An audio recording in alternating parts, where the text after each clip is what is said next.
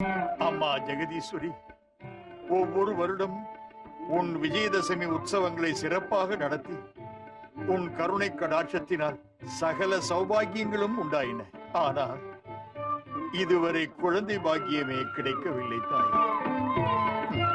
குழந்தை இல்லாமல் வேதனைப்படும் எங்களது இருவருடைய நிலைமையும் இதுதானா தாய்? அம்மா, லோகத்தை காக்கும் கன்னிகா பரமேஸ்வரி, முற்றும் உணர்ந்தவள் நீ. குழந்தை பாக்கியம் இல்லாத ஒரு தாயின் மனவேதனை என்னவென்று உனக்கு தெரியாதா தாயே? என்னை காப்பாற்ற வேண்டியவள் நீதான். எங்களுக்கு குழந்தை பாக்கியம் கிடைக்க அருள் புரிய வேண்டும். அனைத்து வளமும் பெருக.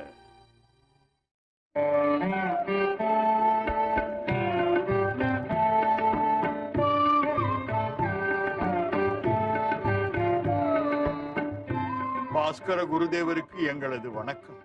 குசும சிரேஷ்டி, நித்தமும் சத்தியத்தையே உச்சரித்துக் கொண்டிருக்கும் தாங்கள் இருவரும் மிக விரைவில் புத்திர பாக்கியத்தை பெறுவீர்கள்.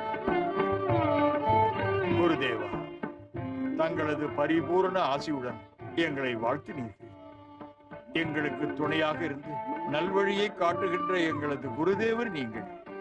உங்கள் வாக்கு பலிக்க போகும் அந்த சுபவேளைக்காக நாங்கள் காத்திருக்கிறோம்.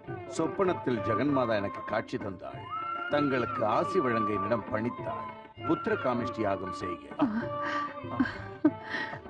குருதேவா, அந்த நல்ல காரியத்தை நீங்களே நடத்த வேண்டும் என்று பணிவுடன் கேட்கிறேன். தங்கள் வாரிசின் மூலம் இந்த ராஜ்யம் வளம் பெற அனைவரும் தங்களுக்கு உறுதுணையாய் இருப்போம். எங்கள் மன்னர் வாழ்வாழ்ந்து வாழ வேண்டும்.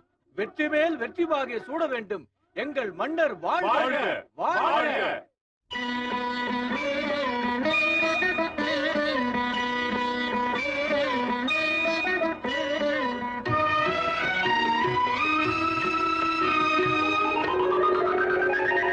அழகு பூபதிக்கே ஜெயந்தமே, அழகு பூபதிக்கே ஜெயந்தமே, பாக்ய பரிசுத்த வரம் தந்த தேவனே.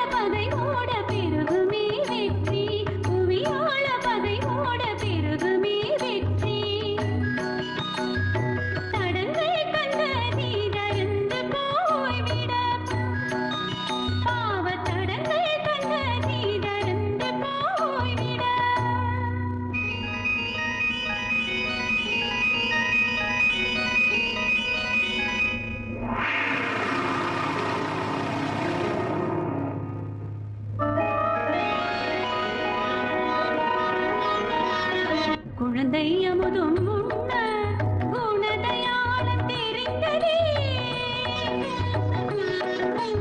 ஆளும் புனித பரமேஸ்வரி உனக்குன்றுதான் அடையுங்கதான் அமுதூட்டுதான். பக்தியின் மொழி சிந்திதான் அழகு குழந்தை கடவுள்தானே.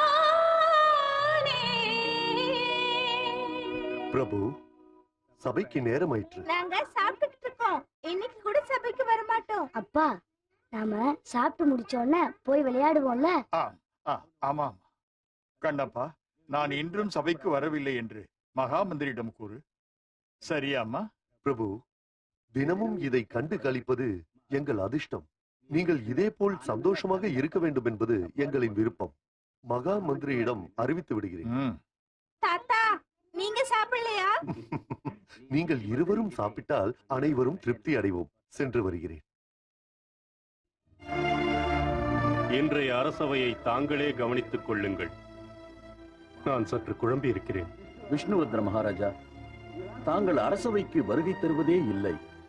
மக்கள் தங்களின் முகதரிசனத்தை கண்டு பல நாட்களாகிவிட்டது. நான் தங்களுக்கு பதிலாக அரசவையில் அமர்ந்து நீதி வழங்குவது முறையற்றது என என்னை தவறாக பேசுவார்கள்.